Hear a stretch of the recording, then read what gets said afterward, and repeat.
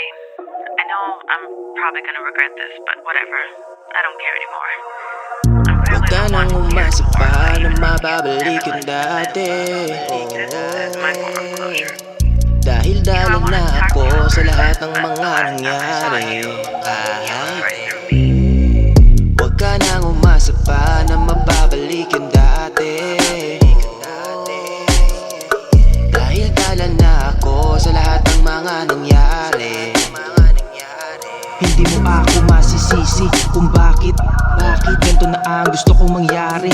Kahit sabihin mo pang ikaw ay nagsisi. Subalit hirap nang mabura sa aking isip ang nangyari. Kaya ngayon ay alam mo na hindi lahat ng pagkakamali nakukuha sa pasensya. At di na muling mababalik pa ang tiwala na nasira. Dapat alam mo na sa atin nito ang magiging resulta. Ilang beses ka nang pinagbigyan pero bakit lagi mo pa rin nakukuhang gawin ang iyong kalokohan? Grabe mo kong abusuhin itong aking kabaitan, parang gusto mong ubusin. Ikaw na rin mismo ang nagturo sa akin kung bakit napagdesisyonan ko na. Kaya ang lahat ng aking mga sinabi ay hindi na mababalik pa. Kaya huwag ka nang umasa pa na mapabalik ang dati. Dahil dala na ako sa lahat ng mga nangyari.